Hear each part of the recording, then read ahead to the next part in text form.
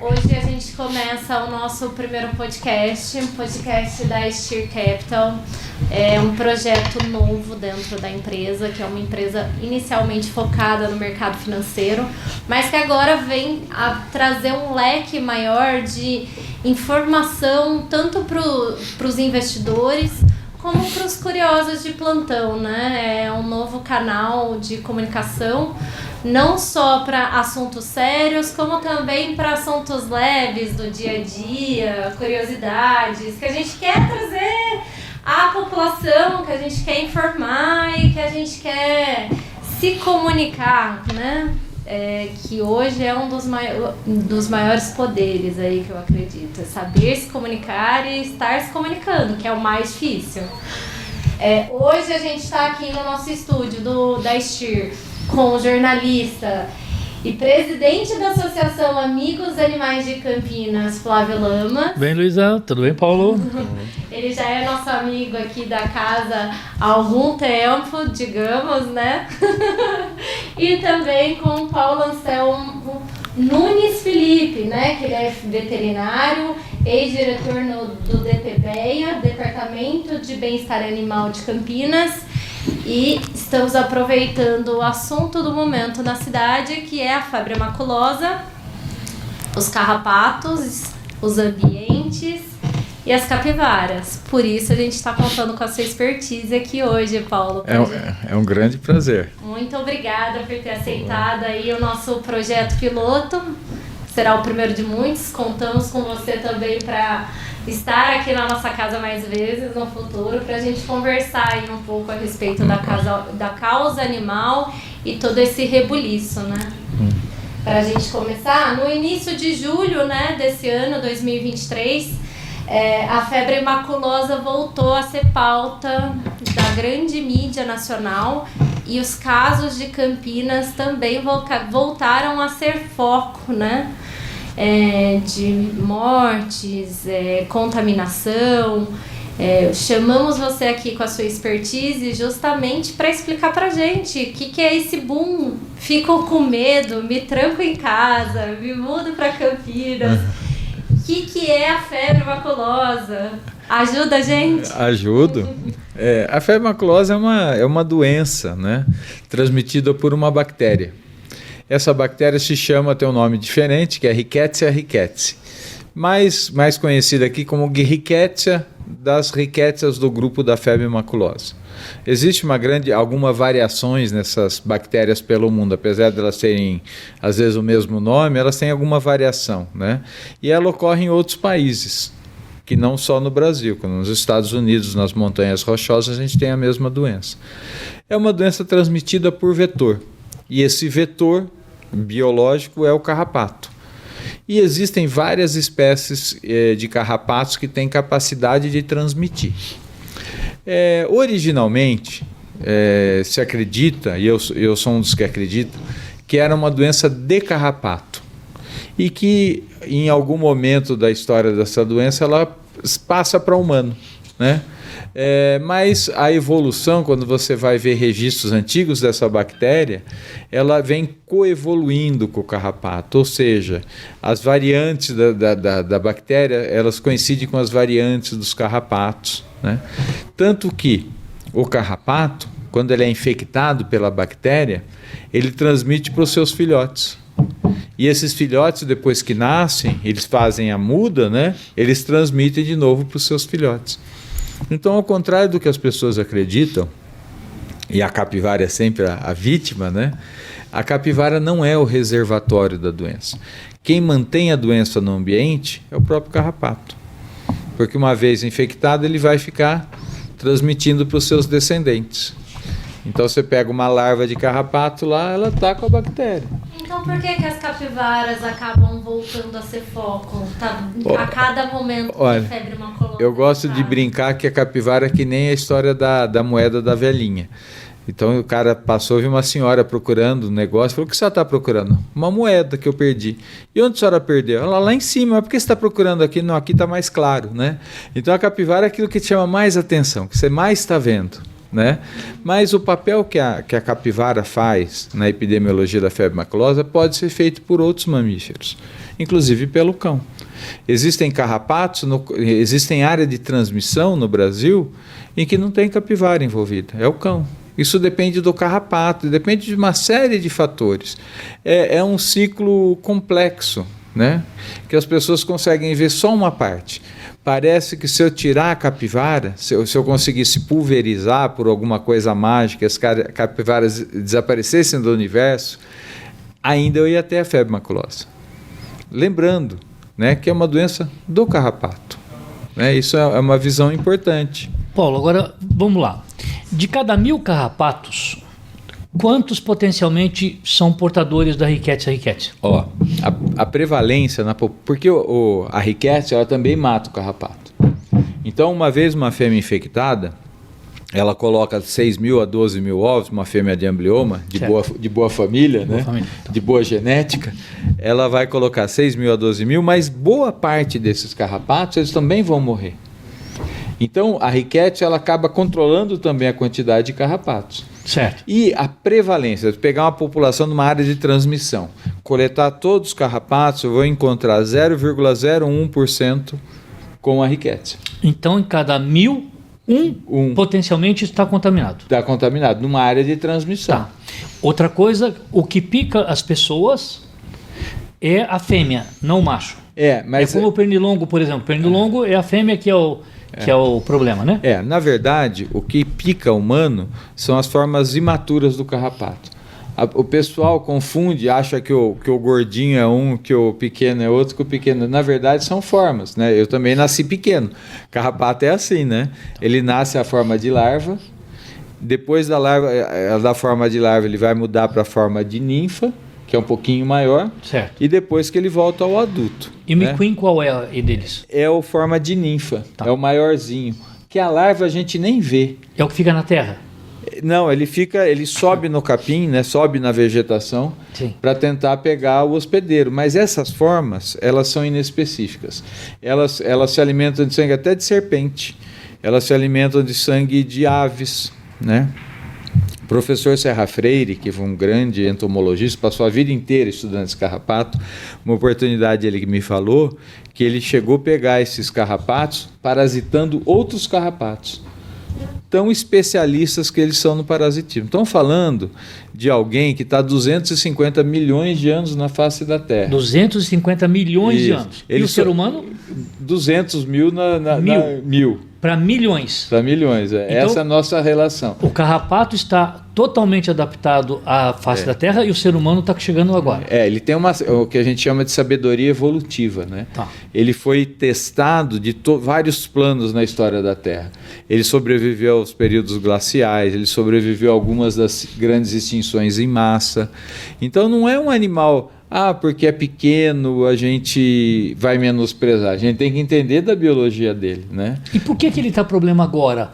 A gente não tinha isso há 50 anos atrás, nessa gravidade. É a gente desmatando, tirando os ambientes, o que está acontecendo? Isso é uma a gente no lugar errado. Não, a gente até que está... que não está tão errado, né? Porque nós somos desse planeta. O que está errado nós somos... Nós somos terráqueos, nós temos direito a um quinhão. É que a gente faz uma mudança no ambiente que isso tem mudado os nossos padrões de saúde, né? Tudo que eu mudo no ambiente, eu estou atrapalhando o meu processo de evolução. Por exemplo, se pegar o ser humano hoje e colocar ele em vida livre, ele não sobrevive. Né? Porque nós precisamos construir as cidades para conseguir viver dentro dela. A gente está precisando de celular. Então o carrapato ele vem nesse processo, ele vem se adaptando à Terra, né, há milhões de anos. Então a gente que é novo na Terra, a gente precisa de subterfúgio para conseguir viver no planeta. O carrapato não. Mas o que acontece é que nesse subterfúgio a gente começa a usar mais coisas que a gente precisa. E a gente começa a impactar o meio ambiente. Então, a história humana aí recente, da questão do aquecimento global, para os artrópodes, as situações quente e úmida são muito interessantes. Então não é à toa que doenças antigas que não ocorriam aqui no Brasil começam a aparecer. Por exemplo, o Zika. O Zika é uma doença que foi descrita no final do século XX, né? E ela nunca teve aqui, já está. O chikungunya é outra. Porque essas populações vetoriais elas estão aumentando. A ocorrência de diferentes espécies de carrapato vem aumentando. Então a gente tinha um amblioma, que é o amblioma do cachorro, chama amblioma aureolato, que a gente não via no estado de São Paulo. Amblioma aureolato. Eu ia perguntar qual que é o português, porque eu não entendo o que é. Agora está no estado de São Paulo. Ele transmite a febre maculosa? Também transmite. Né? Então a gente está observando, por exemplo, existe nos Estados Unidos uma doença, existe no Brasil, só não é de notificação compulsória, chama doença de Lyme. A doença de Lyme, na costa atlântica dos Estados Unidos, ela passou de 30, 40 casos por ano para 32, 35 mil casos. É uma doença importante também, que é crônica, ela não tem cura, por conta de aspectos da ecologia dos carrapatos. Então, essas doenças transmitidas por carrapato, por artrópodes de um modo geral, né, elas são extremamente preocupantes. E a tendência delas era que toda vez que vai entrar uma espécie nova de carrapato, pode mudar a ecoepidemiologia, as características de transmissão, a quantidade de carrapatos infectados, porque cada carrapato ele vai ter uma característica. Né? Essa é uma preocupação moderna, digamos assim.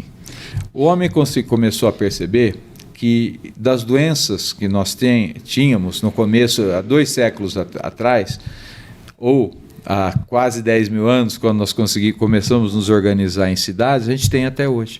A única doença que nós controlamos foi a varíola. Além disso, muitas dessas doenças elas estão mudando a sua ecoepidemiologia e se tornam nas reemergentes. E, além disso, a gente tem as emergentes, as doenças que não eram da nossa espécie e começaram a ser. Todas elas, a história é o impacto ambiental. Então, por conta disso, surgiu uma ciência de crise, que inicialmente era chamada de medicina da conservação, hoje é chamada de saúde única. Por que saúde única? Não adianta eu pensar que existe a saúde humana, a saúde dos animais e a saúde do planeta. Essas saúdes elas têm que ser atendidas de forma conjunta. Eu tenho que pensar nas 3 saúdes juntas, senão não vou ter sucesso. Se eu ficar só tratando os humanos na febre maculosa, eu não vou resolver. Eu preciso pensar nos fatores que fizeram o descontrole das capivaras. Por que elas estão na cidade? Porque houve um descontrole quanto aos seus predadores.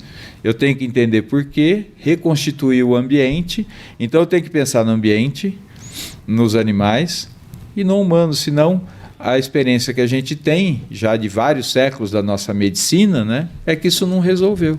Né? Mas o que acontece se a gente tirar as capivaras? Por exemplo, Campinas hoje nós estávamos conversando, estava falando que a gente tem aproximadamente umas 10 mil capivaras. Contando rede, tudo. Né? Porque a gente tem córregos para todos os lados, rios. Numa estimativa conservadora. Vamos supor que a gente pulverizasse. Tá. É isso? Quer dizer, então a gente tem 10 mil capivaras em Campinas e não tem jeito de matar essas capivaras porque não vai ter como eliminar isso, virão outras.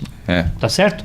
Mesmo porque em 2011 a prefeitura já fez um trabalho de abate de alguns animais. A gente está em 2023. E tivemos no meio, tivemos outro abate, Luísa. Tivemos abate também lá no Alphaville, que foi autorizado pela Secretaria de Estado do Meio Ambiente, que o governador tinha ligação com um deputado que é de Campinas. Então, a coisa já tinha envolvimento político, né? Mas não veio ao caso. O que vem ao caso é que a gente teve 2 episódios de matança de capivara e não resolveu. Tá.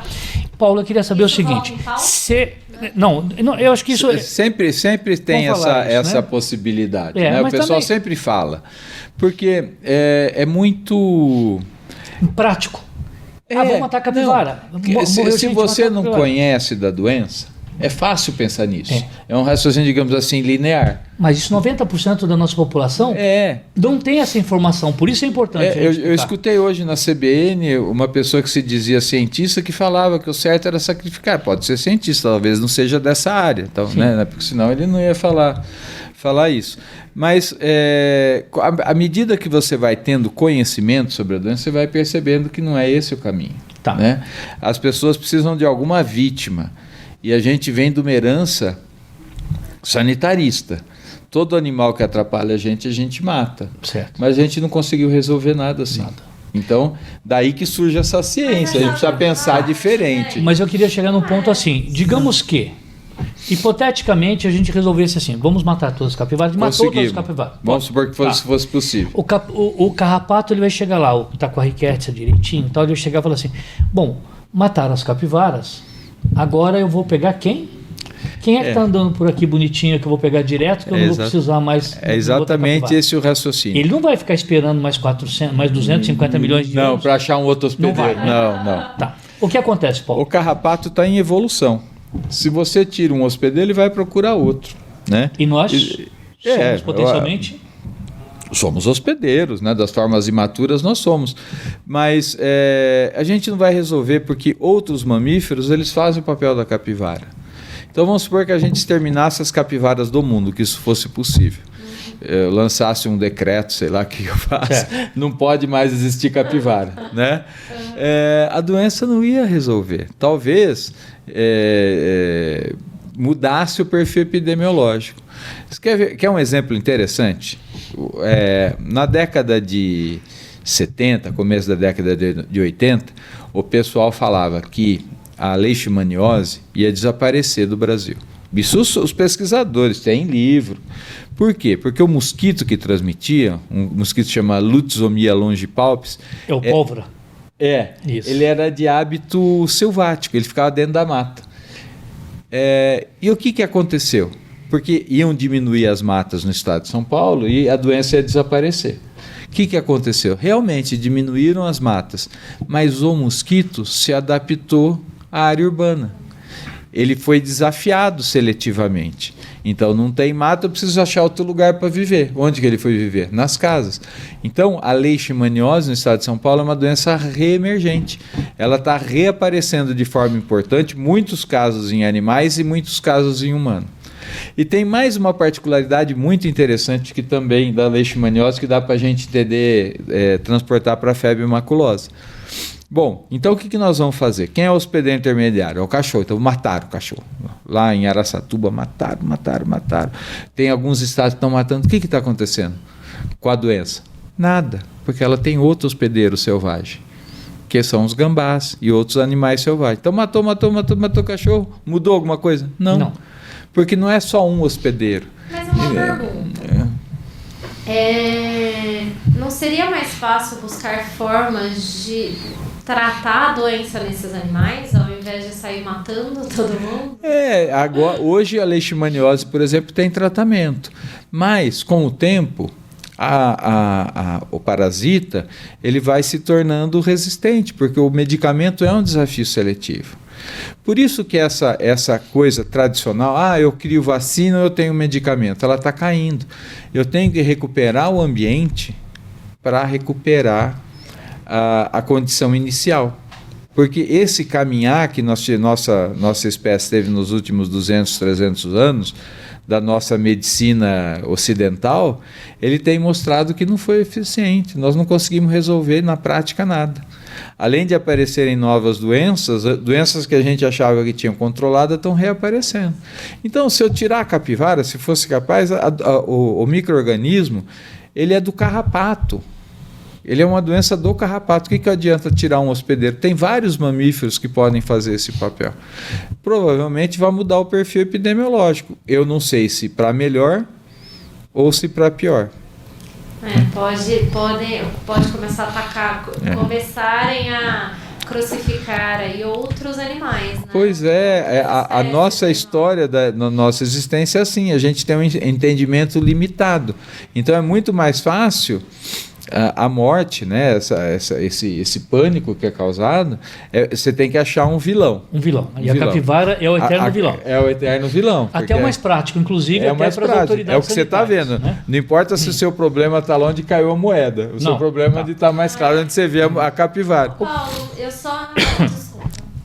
Uma curiosidade. Qual é o ciclo da doença? Porque assim, tem a capivara, tem o carrapato. Para eu chegar, constatar que eu estou com a febre maculosa, com a doença maculosa, qual que é o passo a passo aí até eu ser contaminado? Porque por enquanto estão caçando os locais, né? É que nem peguei em tal festa, é que nem a história tal espaço. Eu gosto de dar respostas evolutivas. É que nem a história do ovo e da galinha, quem nasceu primeiro. É lógico que é o ovo, porque os répteis já botavam ovos, eles surgiram na Terra antes das galinhas. Então essa pergunta está respondida. Então, se a Rickettsia ela vem evoluindo junto com o carrapato, certamente é uma doença de carrapato. Então ela teria começado no carrapato, ele se alimentou de alguns mamíferos, então o carrapato vai lá e se alimenta do sangue da capivara. Transmite a bactéria para a capivara. Essa bactéria ela tem uma fase que a gente chama de bacteremia, que ela vai ficar na circulação da capivara. Quando a bactéria faz isso, ela consegue contaminar novos carrapatos. Porque você pegar uma capivara, tem um monte de carrapato. Ela vai conseguir contaminar novos carrapatos. Mas isso acontece na vida da capivara em média 10 dias. Depois o sistema imune dela se organiza e ela não faz mais essa bacteremia. Então ela nunca mais vai infectar novos carrapatos. Então Vamos pegar assim, rapidinho? Então, assim, a capivara é potencialmente transmissora apenas durante 10 dias da vida dela. Que ela vai infectar Fora novos isso, carrapatos. a capivara não tem nenhum problema. Ela só vai se alimentar, com relação à febre maculosa, febre maculosa, não. Então, isso é bom a gente gravar bem para a gente desmistificar o problema, né? Então, 10 a 15 dias no máximo na vida de uma capivara que vive quantos anos uma capivara? 12 a gente anos, não tem essa precisão. Em vida livre, elas vivem, nas minhas contas, uns 6 anos no máximo. 6 anos. Porque tem muita disputa, né? Em cativeiro elas vivem 10, 12, 20. E nesses 6 anos, 7 anos que ele vive em vida livre, 10, 15 dias é o período perigoso dela. Em que ela pode contaminar novos carrapatos. Daí contaminou, passou, como é que continua? Aí o carrapato, vão morrer vários carrapatos, né? Ocasionalmente ele vai se alimentar do sangue de vários animais, inclusive répteis e aves. E ele está contaminado, ele vai transmitir para a pessoa, no caso do humano, né? Então, até pouco tempo atrás, falava-se que o humano era um hospedeiro errático, né? Eventual. Eventual, errático. Hoje não se fala mais isso, mas é um acidente. Tanto que na região de Campinas, em Campinas a gente tem 10, 12 casos por ano de febre maculosa. Então você tem uma chance muito maior de morrer atropelado aqui na frente do que pegar a febre maculosa. Explica o processo, como é que o carrapato picou. Eu já estou contaminado? Não. Ele demora um tempo de 4 até 24 horas para começar a transmitir a Rickettsia. Por quê? Porque tem um tempo para começar a concentrar a Rickettsia no aparelho sugador e um amadurecimento da bactéria para ficar... Ele vai chupando sangue, ele vai inchando, e só quando ele regurgita é que ele transmite. Essas formas não chegam nem a inchar. Essas são pequenininhas, elas fazem pequenos repassos sanguíneos em vários hospedeiros, daí que ela transmite. O problema dessa fase que nós estamos nessa época do ano, que é a larva, é que ela é muito pequenininha. Então você é parasitado, você nem vê. Parece mas a larva também transmite? Transmite, é a que mais transmite. Então a gente tem o pico de transmissão de março até agosto.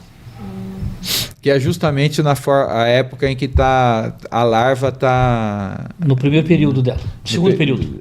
Que ela está no ambiente. Certo. Né? E a larva é muito importante nessa transmissão.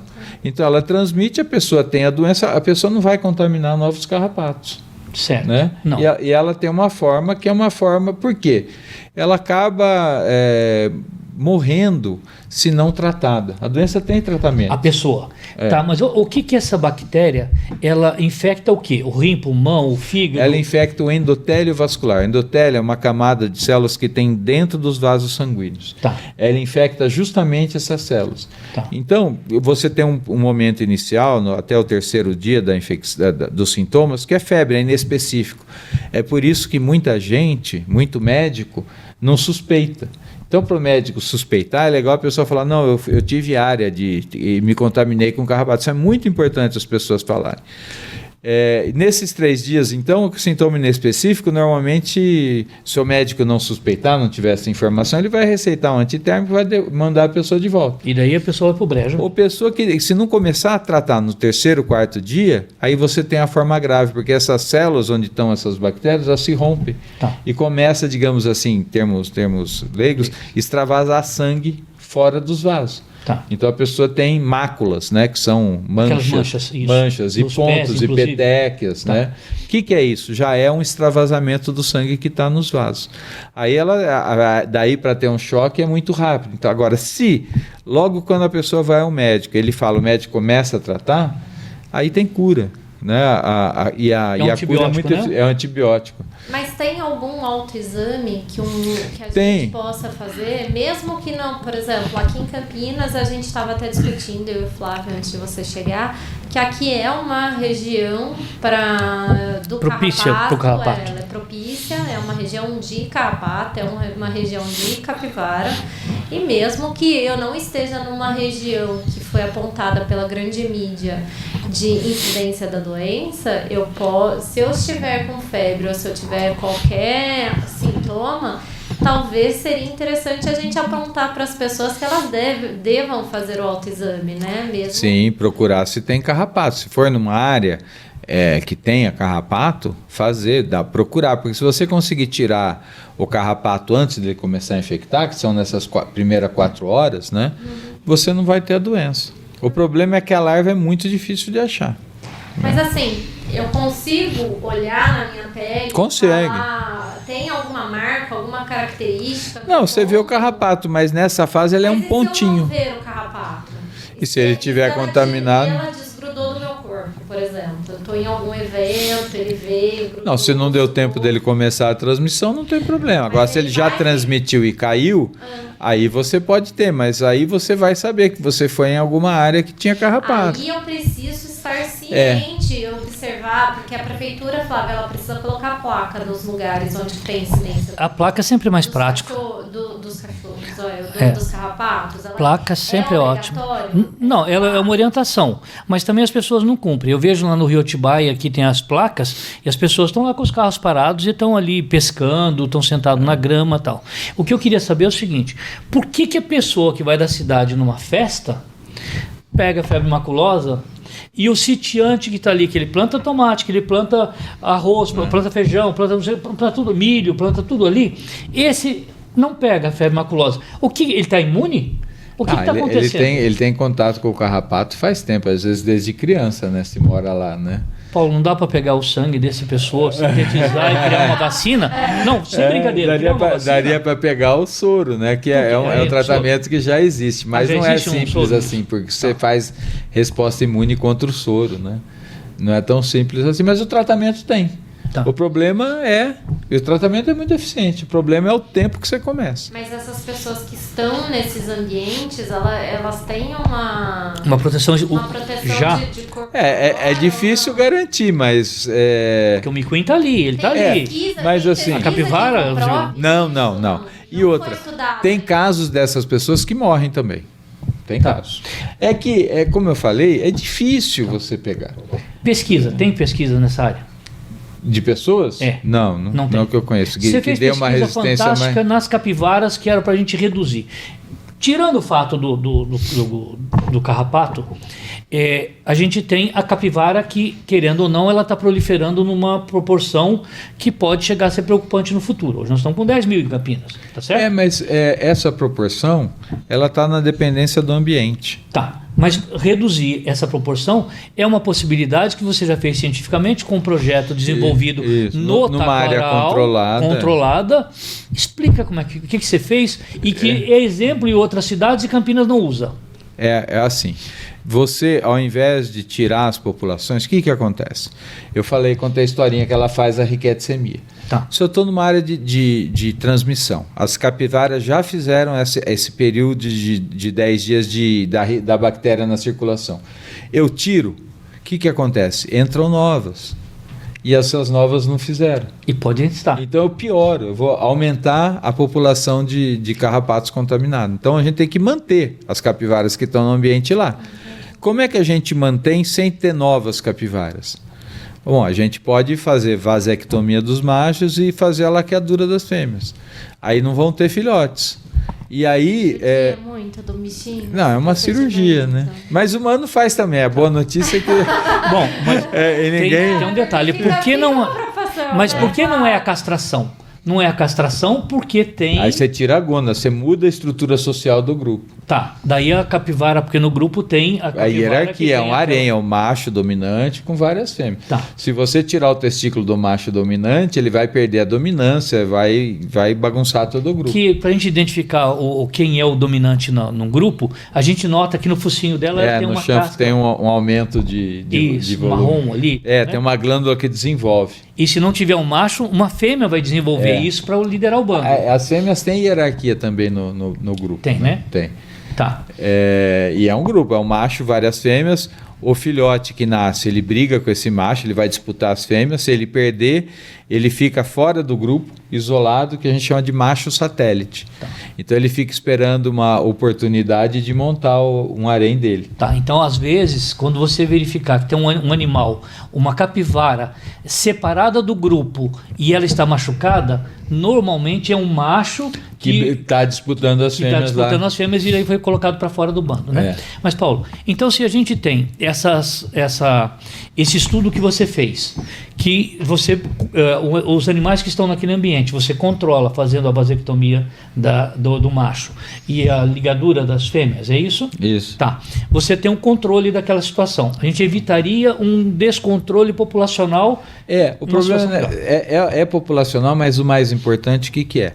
Não nascer filhote. Tá. Porque o filhote, ele não fez essa riqueticemia ainda.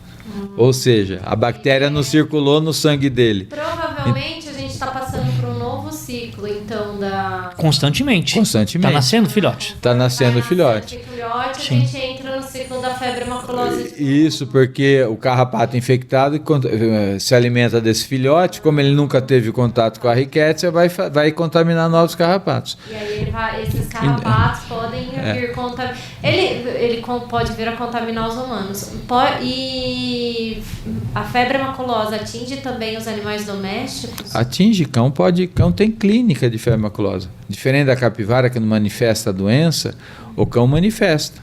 E o cão pode fazer o mesmo papel da capivara. A boa parte dos mamíferos. Mas eu quero saber. Na área do Taquaral, por exemplo, que é uma área que tem muita capivara. Ele foi, de alguma forma... Tem muito carrapato. Também. Por exemplo... É verdade, você tá certo. Ele transitou numa área que tem muito capivara, que tem a capivara, que tem o carrapato. Ele foi, de alguma forma... Bem provavelmente ele vai ser picado, mesmo se ele estiver em movimento ou parado. Ele pode levar para dentro da minha casa. Pode. E aí eu preciso ficar observando como eu estou de saúde. Doutor veterinário, quero saber quais são os sintomas no cachorro. O cachorro, ele tem umas lesões na ponta do nariz. Às vezes ele perde a ponta do nariz na ponta das orelhas. Mas qualquer feridinha já é para tomar cuidado? Não. Ele perde mesmo a ponta do nariz, dá uma lesão nos vasos, né? Nos capilares da ponta do nariz, na ponta das orelhas, ele perde a ponta do nariz, perde a ponta das orelhas e pode morrer. Tem tratamento?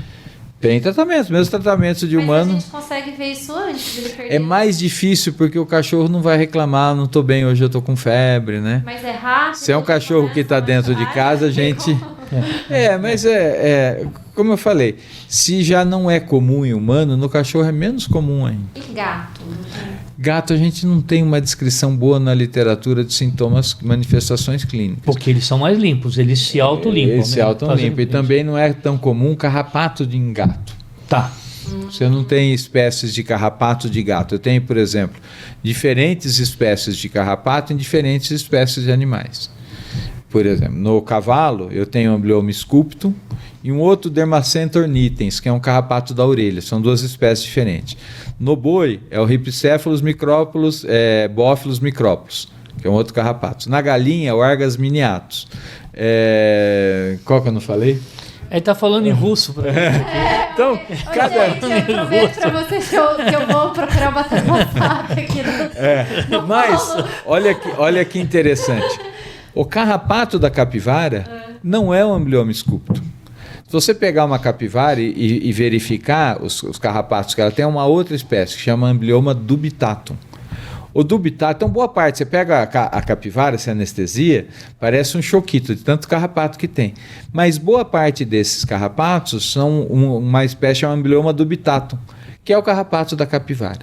Ocasionalmente a capivara pode ser infectada pelo amblioma escúpito e daí ela transmite. O amblioma dubitatum não é um bom transmissor de febre maculosa, que é o carrapato da capivara. Então esse carrapato que incomoda as pessoas, que sobe nas pessoas, às vezes nem é um amblioma escúpito, ele nem é o mais importante na transmissão. Então você pega um grupo de capivaras, anestesia, coleta os carrapatos, você vai ver a grande maioria dubitatum. Uma ou outra você acha um escúpito. E é o escúpito que transmite. Então, para a gente ver como é acidental essa infecção em humano, né? É uma sequência, tem que ter uma sequência de coisas acontecendo para a pessoa contrair a doença, né?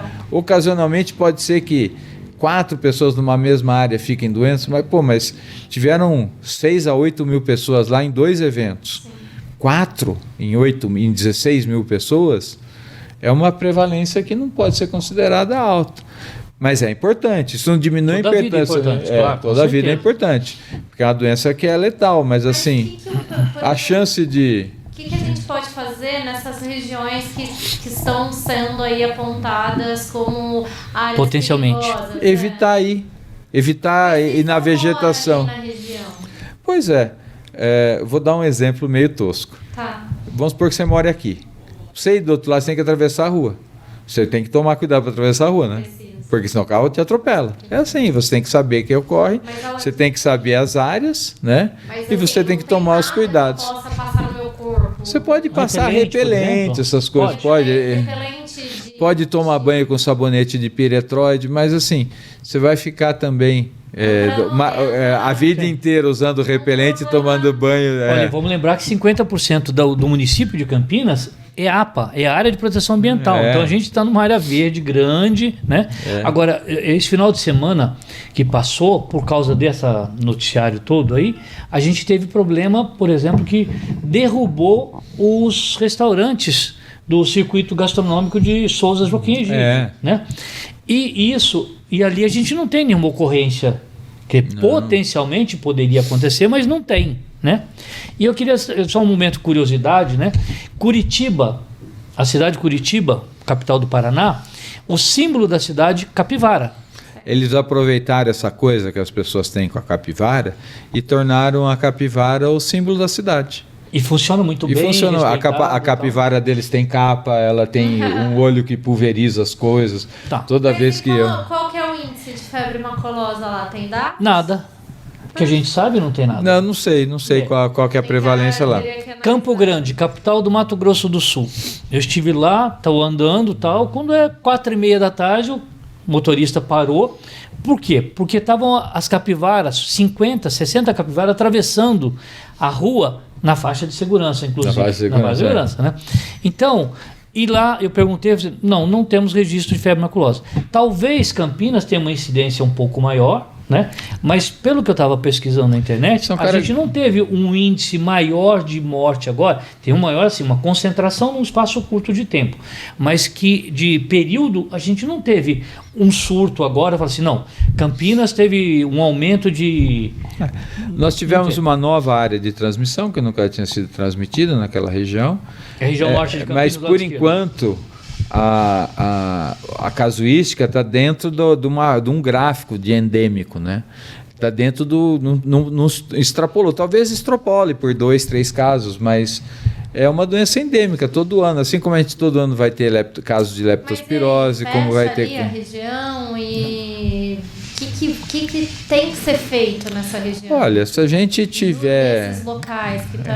eu acho que seria recomendado, como a Secretaria de Saúde fez, evitou, a própria administração da Fazenda decidiu por não usar o estacionamento mais, de fechar, ter eventos até eles entenderem o que aconteceu. Precisa estudar que carrapato que é, se é o Sculpton mesmo, ou se já é o Aureolatum, esse que eu falei. Só estudar a área de transmissão. Quanto tempo aquela área potencialmente vai ficar Olha, Flávio, uma ninfa de carrapato, ela vive mais de anos sem se alimentar de nada. Sem se alimentar?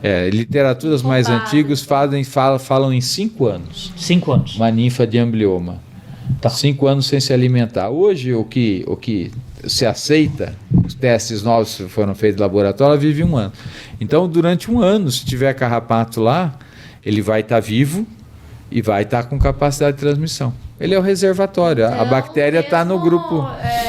Fica o alerta para as pessoas. Não que assim tenha a orientação de não frequentar a área, né?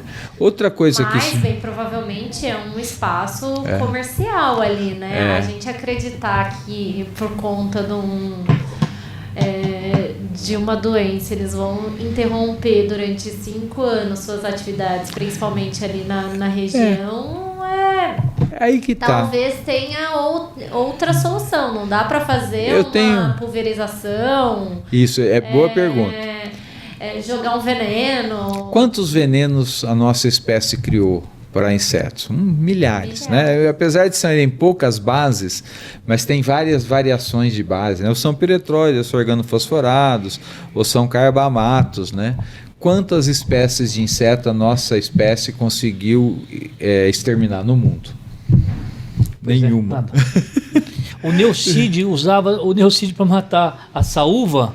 Ou a saúva acaba com o Brasil acaba com a saúva está aí e o Brasil ainda não acabaram com ele. Fazer algum acompanhamento de controle sanitário? É muito difícil. Olha como é que é esse carrapato. Vamos supor que eu fui lá, tem gente falando que controla com inseticida, tem gente que quer vender inseticida, né? Toda coisa aparece nessa época. Mas o que acontece quando você aplica o inseticida? Essa espécie de carrapato, ele se enterra até 30 centímetros. Então ele espera o inseticida sair de lá, ele não precisa comer todo dia que nem a gente, ele sai. Tem trabalhos na literatura que o pessoal pegou uma área contaminada e pôs fogo. O que aconteceu? Parte se enterrou e parte aproveitou a fumaça quente para se dispersar, para ir mais longe. Não precisa ainda, tem um pasto legal ali. Então eu me disperso. O foco do inseto que estava ali naquela região, que poderia ter um você controle. espalha. Mas assim, tem algum predador que possa ser utilizado? Tem várias aves que se alimentam desses carrapatos, né? O problema é o volume, né? Se cada fêmea ovipõe de 6 a 12 mil ovos, né? Você imagina a quantidade. Não posso superpopulacionar uma ave específica para controlar. Mas, por exemplo, eu estou no meu condomínio. Se eu tiver a galinha da Angola, ajuda? Ajuda. Tá. Se você deixar a vegetação baixa, essas carrapatos são muito sensíveis à insolação. Então, se você mantiver a vegetação baixa... Eles desidratam fácil. Eles vão procurar uma área mais de sombra. Por isso a época também de março a agosto, né? Que é quando a vegetação fica mais alta. Fica mais alta e a luminosidade é menor, o tempo de luz é menor. Pessoas. Então você tem, onde você mora, manter a grama baixa, manter o ambiente limpo, não deixar muita folha assim e tal, para eles não ter um ambiente propício a eles. Você ter, por exemplo, galinha da Angola, galinha comum. O gambazinho, um gambá, um saruê, gente, ele come 4 mil carrapatos. Tudo bem que a fêmea bota 12 mil ovos, tá? Mas 4 mil carrapatos em uma semana. E o pessoal é implicado com o gambazinho, né? Pois é.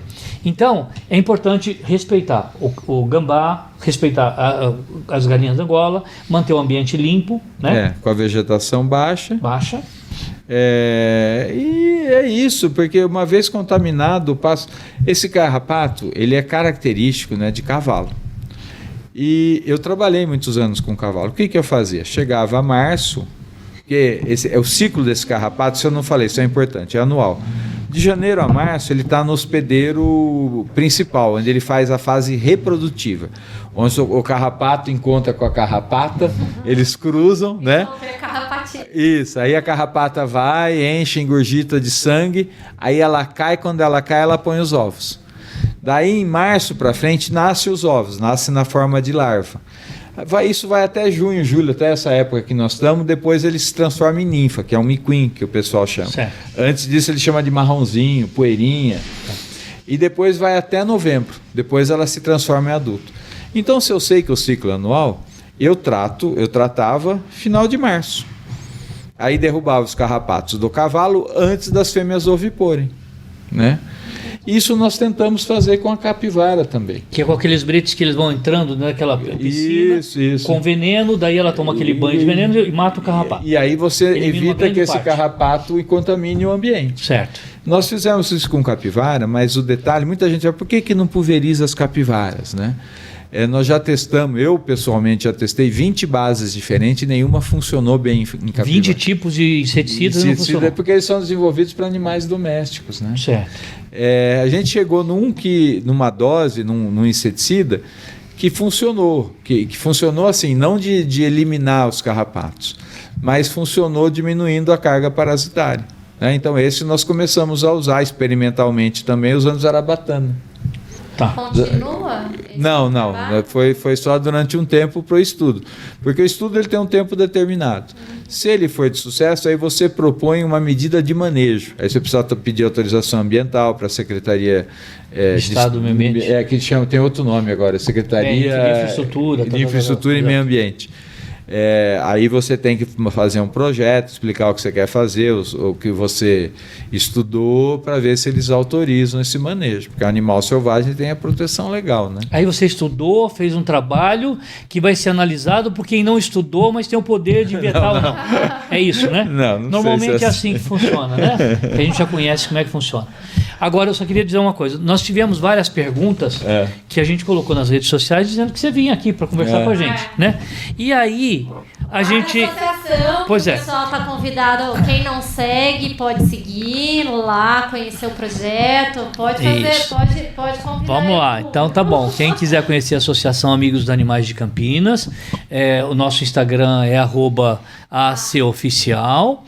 Nós temos um abrigo que é um abrigo santuário, porque ali a gente tem muitos animais que não poderão ser doados, tal, né? Nós temos cerca de 2.500 animais, uns 1.000 cães, 1.000 gatos e 500 animais de outras 20 espécies, entre urubu, gambá, coelho, vaca, cavalo. Carrapato você não carrapato, tem. A gente até tem carrapato, temos até carrapato, não tivemos nenhum problema, tal, e eu estou lá toda semana, eu verifico se eu não estou com carrapato, os funcionários estão vivendo tranquilo.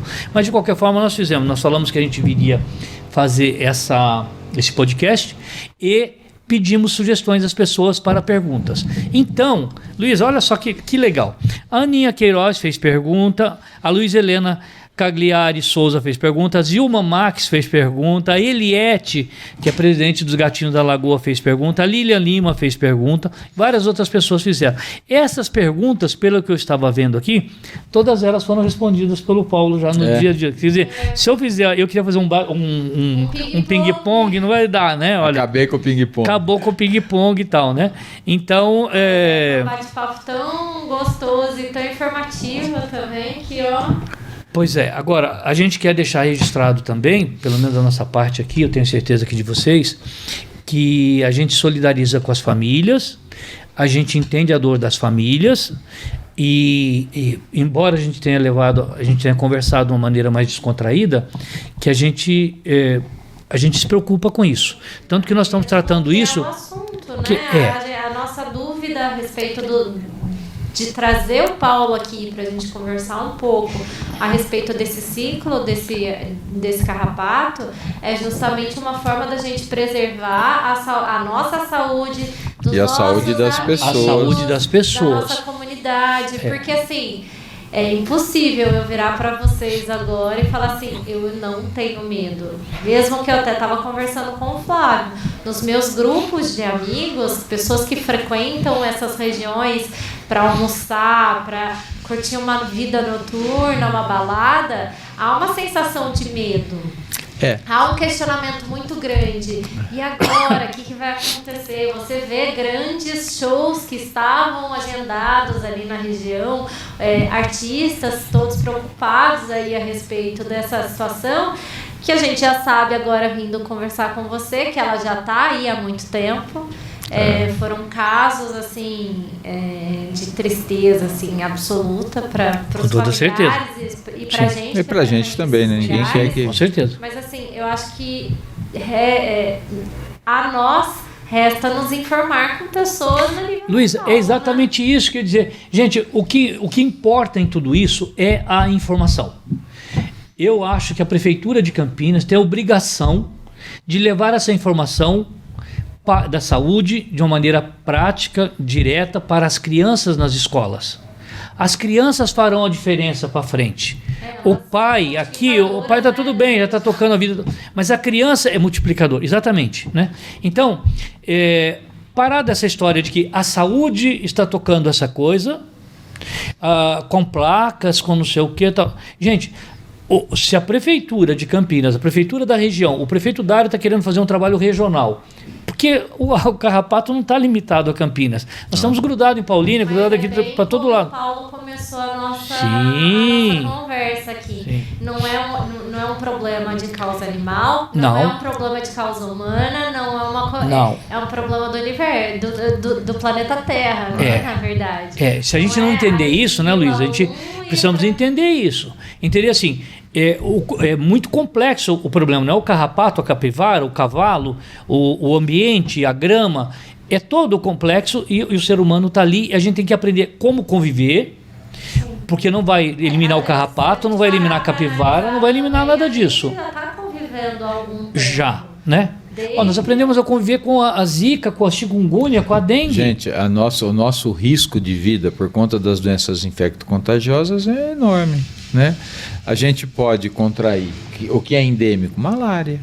Existe malária causada por plasmode falciparum, que é grave, a pessoa pode morrer. A gente pode pegar zika, pode pegar chikungunya. Sim. Pode ter dengue hemorrágico, pode ter leptospirose. Todas essas doenças, a gente tem um número de casos que acontecem em várias cidades, inclusive em Campinas. Essas são as doenças de notificação compulsória, que você precisa notificar, mas tem um monte de outras doenças que não são que a gente pode contrair. Se a gente for entrar nessa preocupação... Mas a gente pensa assim, se não tiver um trabalho conjunto entre os órgãos da prefeitura, os órgãos não estou dizendo prefeitura, mas prefeitura, estado, união, você tem que ir à sociedade. Se a gente não tiver uma integração disso, da gente explicar nas escolas particulares, nas escolas públicas, qual é o ciclo do carrapato, como é que funciona, qual o papel da capivara, do cavalo, do ser humano, como é que funciona tudo isso, se a gente não trabalhar isso, a gente não evolui. O carrapato vai estar na frente. Então, muito mais na frente. Então fica a orientação também, além de saber o ciclo, da gente entender o nosso autocuidado, né? Isso, né? A gente frisou bastante aqui. Eu acho que vale a pena a gente reforçar que é importante. A informação. E é importante. Passei por algum lugar que tenha uma placa, olhar o meu corpo, ficar de sobreaviso aí... Se tiver febre, porque é febre o primeiro sintoma. Né? Febre, dor no corpo, indisposição, que é os sintomas de todas as outras também. Pois mas temos que dizer qual o diferencial. Ainda mais nessa época do ano que tem de doença que causa febre. Mas, né? Paulo, qual o diferencial? Doutora Luísa, eu estive pescando na beirada do rio Atibaia. Eu estive numa chácara que eu peguei um carrapato. Vamos fazer um exame de febre. Então, não acho que Campinas seja o problema, gente, porque estigmatizar Campinas é uma bobagem, como estigmatizaram a capivara no passado. Tem vários outros estados com outros, exato. Então, assim, qualquer lugar que você esteja... Se eu estiver com febre e eu passar eu acho que nem cabe tanto a gente fazer esse questionamento aqui, mas de repente um outro especialista. Mas assim, se eu passei por um médico e estou fazendo um exame, estou com febre, estou com dor no corpo, eu posso exigir um exame de febre maculosa? Você pode pedir, pelo menos. Pedir para o médico, né? Quem vê aí a viabilidade é o médico.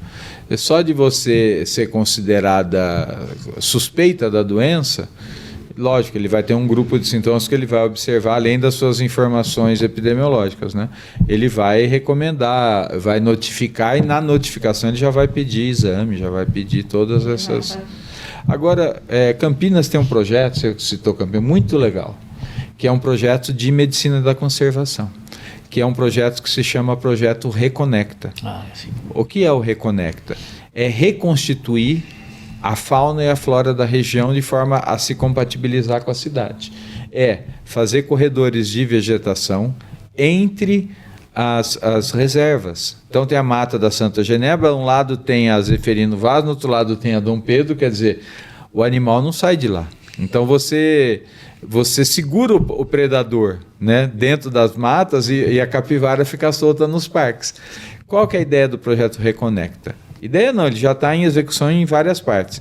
É você fazer corredores de vegetação, fazer passagens de fauna embaixo ou acima das rodovias, ligando todos os fragmentos. Então esses animais eles vão poder andar, circular por esses corredores e fazer o seu papel ecológico, que é controlar essas populações. Então é um pensamento... Já saiu do papel? O impacto foi de muito tempo, né? Já está saindo, já tem vários locais sendo plantados, tem vários passadores de fauna sendo implementados. Então isso é uma solução de medicina da conservação. Quantos municípios envolvem? Eu estou reconstituindo a trânsito da fauna. Para quê? Para deixar de ter esses problemas lá na frente. De repente, essas empresas aí na região, fica o alerta aí para fazer parte do projeto. A gente tem... Precisa Mas sabe quantas cidades faz isso? Já estão no projeto? 20 cidades, todas 20 cidades da região metropolitana. E tem países que nem a Alemanha que estão financiando parte do projeto. Porque eles viram que seria uma solução para compatibilizar, né, as cidades com a fauna. É um projeto de medicina da conservação. A Fundação Konrad Adenauer, da Alemanha, que faz o patrocínio desse projeto aqui no Brasil. Tem 20 cidades, 20. Toda a região metropolitana assinou a... Tá. Vai ser importante. Agora, precisa sair do papel, precisa ser rápido, Nós estamos atrasados, gente. Esse é o drama. A gente fica pegando picuinha, pegando um monte de coisinha boba, e essas coisas que são importantes a gente precisa tocar mais rápido. Se a gente não tocar isso rápido... Se a gente acreditar que solução de problema que vem de muito tempo é rápida, a gente já está cometendo um erro. Que a gente vai fazer alguma coisa mágica e vai falar para as pessoas assim, olha, ninguém mais tem risco de ter febre maculosa, a gente está sendo mentiroso ou ingênuo. A febre maculosa vai continuar aí, com capivara ou sem capivara, ela vai continuar sendo transmitida. Posso tirar todas as capivaras do mundo, ela vai continuar. Ela é uma doença do carrapato e está assim há não sei quantos milhões de anos, né? Então não adianta acreditar. Então eu tenho que pensar para frente. Como é que eu quero que isso se resolva nos próximos 10, 20 anos? Aí sim. Agora é aprender a conviver. Não tem nada que você vai tomar, que você vai fazer, um benzimento, sei lá, uma reza, não Toma tem cuidado, que vai resolver. Se cuida, se informa e não precisa deixar de ir a um bom restaurante, de fazer um passeio. Você só precisa tomar cuidado, frequentar uma festa. Não existe um risco diferente hoje que existia 10 anos atrás, salvo na região dessa fazenda onde nós temos uma área de transmissão. Mas a vida aí nas outras áreas... um cantinho aí fechado, a vida, eu acho que é vida normal. Faz um controle ali na região e depois ela pode... Tem que esperar os 4 Pode anos. ser que eu pegue... Pode ser que eu saia aqui e seja assaltado? Pode. A letalidade dos latrocínios é maior do que a de febre maculosa. Na região ali da fazenda, né? É uma região endêmica, né? A região de Joaquim Egito, mas 4 anos... Quantas pessoas vão em restaurante lá e ninguém contrai? Né? É uma roleta russa. Então não adianta falar que tem que interditar o planeta, né? Vamos interditar os parques. Tá bom, e quando que a gente desinterdita, então? Quando que a gente desinterdita e fala assim, não vamos ter mais febre maculosa? Não tem isso aí. Não tem, porque o risco permanece. O que aconteceu diferente? Nada. É como dirigir. Tô na rua, toma cuidado. Tá no lugar, toma cuidado. Toma cuidado. Simples. Evita contato com a vegetação, deitar no gramado, área próxima de rio onde tem população de capivara, próxima à lagoa, evita. Né? É simples assim. Se eu não quero pegar gripe, eu não vou entrar em ambiente fechado, com várias pessoas. A gente pode pegar influenza. Influenza foi o agente da gripe espanhola que matou mais gente na Europa que as 2 grandes guerras juntas, uma doença. 2/3 da população. E essa doença está aí, né? Ela está aí. Circulando. Só não está a cepa da mesma capacidade de causar doença, da mesma virulência, mas a cepa está aí circulando. Todo ano ela circula o mundo. Então, se a gente for entrar na neura de que vai olhar para a capivara, vai morrer, tem gente que fala, tem capivara, e chora. Fala, o que tem? Né? Deixa a capivara. Né? Eu acho que estamos bem informados. Eu me considero melhor informada do que no começo dessa nossa conversa. bate-papo. Isso. Uhum. Eu não quero ver ninguém falando em matar capivara por aí. Não vai resolver. Deus. Não vai. Eu não quero ver ninguém falando que vai deixar de frequentar algum lugar. Não vai. Mas eu quero ver o pessoal tomando banho. Eu quero ver o pessoal passando. Se olhando, se verificando. Passando repelente, como o Paulo aqui orientou, e se olhando, né? Porque eu acho que é muito importante a gente conhecer, ver. Primata faz isso, eu não sei em que momento da evolução que o ser humano perdeu. Primata faz, né? Faz o grooming, você já viu? Já. Um pega a ecto do parasito do outro, né? Isso, é uma forma de carinho, né? O máximo que a gente tem em humano, tem pessoas que têm mania de tirar cravo, né? Tirar cravo um do outro, né? É o que máximo, também é um artrópode, né? É um artrópode, é o máximo de grooming que a gente vê na espécie humana. É um primo do carrapato. Mas nós perdemos esse hábito, né? Talvez quando nós perdemos o pelo na nossa história evolutiva, sei lá que momentos que isso perdeu. Vamos voltar. Eu acho que a gente está chegando aí nos momentos finais desse nosso bate-papo. Eu quero te agradecer. É um prazer. Por estar aqui com a gente. Flávio, sem palavras. Flávio mora no coração, ele já sabe. Muito obrigada por estar aqui, segurando minha Eu que agradeço. Nesse primeiro episódio. Queremos outros. Já estava conversando com o Paulo para a gente fazer outros aqui de outros tipos, trazer gente importante aqui de pesquisadores, pessoas que têm histórias, né? Então a gente tem um monte de nomes aqui que é importante a gente mostrar. Que vai sentar para conversar, né? É isso aí. A gente gosta, ainda mais quando tem informação tão interessante que o tempo passa, eu acho que não dá nenhum estalar de dedos. Você é muito bom para explicar. Você tem umas palavras que, olha, eu vou acho que eu nunca expliquei tanto uma coisa como febre maculosa, né? É muito interessante a gente saber que carrapato tem tanto nome difícil. Tem várias espécies. Da história dele, tantas espécies, tantas caras, muito obrigada por trazer essa informação. É um grande prazer. Eu acho que eu não vou parar de agradecer durante um bom tempo, porque o assunto é um assunto delicado, curioso e que precisa ser informado. Obrigada mesmo. Às ordens. Por me atender, obrigada. Imagina, estamos às ordens sempre. Então é isso. Tchau, tchau, gente. Valeu. Primeiro podcast, parabéns. Acho que foi super legal.